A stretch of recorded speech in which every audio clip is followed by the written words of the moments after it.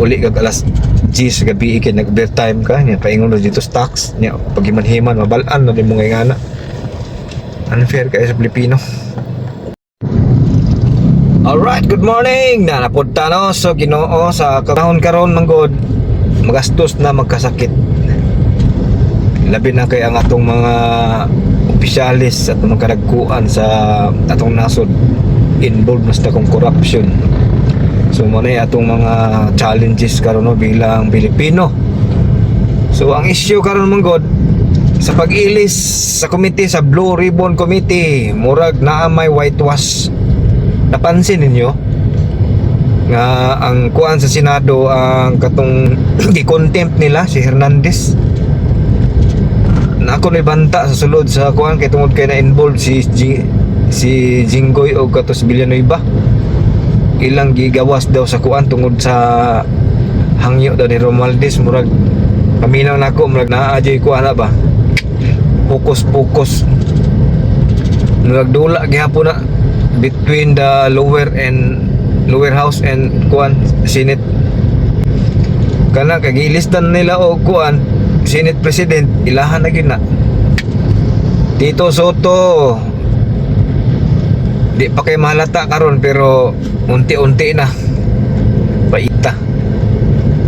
So dapat i-prove yun na sa mga kuano nga involved lang duha ka kuan. Pero kuan man gud kung mapansin man gud ninyo ang kuan man gud investigasyon nga focus lang dito sa mga kontraktor. Dapat napulon tayo ni kuan nga committee nag-focus po dito siya sa katong pag-insert sa maong budget. Kaya dito ginawa kinsa ginag-insert sa budget o kato mo sila mo imbestigahan kay para magtakdo na itong mga kontratista. Kung ang kontratista man gud magkuan mag-mention og mag-name drop sila dili kay natuhuan kaya nga naman wala man kay resibo ng kuan gud kana mga lagayan dito ram naghatod gawas lag na CCTV footage pero malabo na kay na. Unlike atong nag-insert na magito siya mga papilis. Pwera na lang atong mga ghost project kay klaro jud ka ito. Pero kanang mga nag-insert sa project manggod diha pa lang daan sa lower house. Kana unta silang imbestigahan daan kay nga naman anomalya naman na daan nganong gi-insert ang project.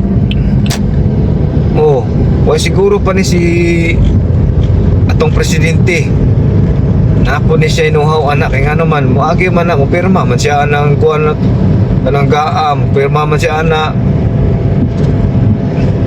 klaro atong giyagyag nga kuan nga naay proposed budget niya na po insertion.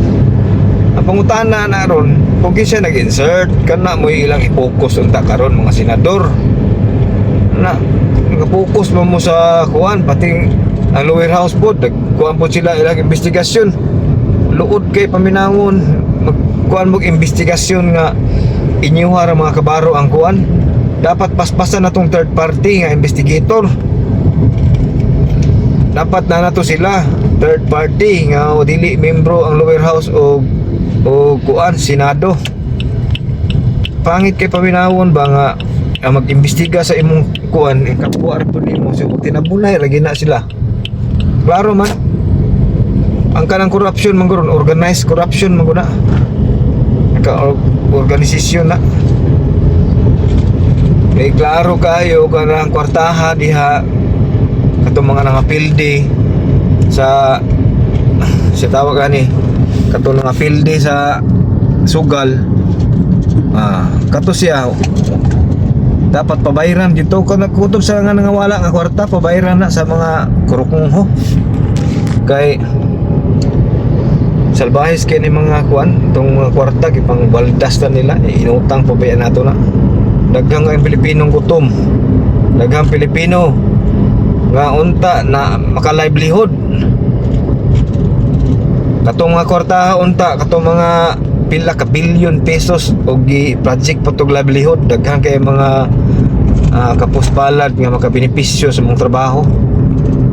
Ang kanang ayuda wa jud koy bilib ana mura ra man nagsamat nga gibutangan og kuan banid pagka tanggal sa banid samat ra gihapon dapat dito sila sa kuan.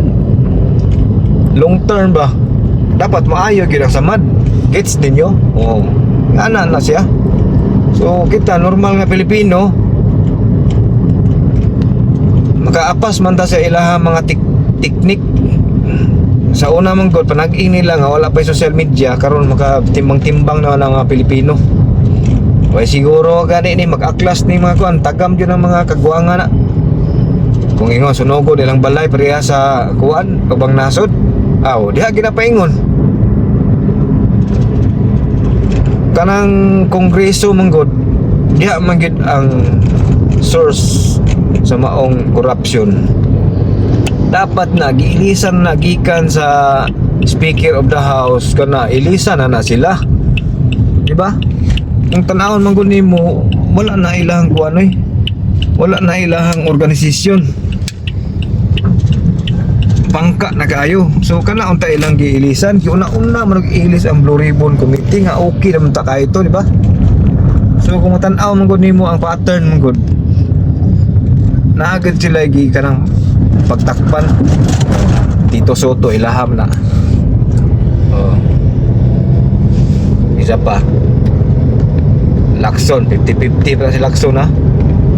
So wala man ko nag-ingon nga ako'y believe anang Lacson pero kung matan-aw man gud nimo gud coordination between the lower house and kuan mo naman na ang lang gibuhat karon. Huy dapat ato ni ibalhin si kuan Hernandez dili dia sa kuan gay na ibanta na diha. Istorya naman na nila.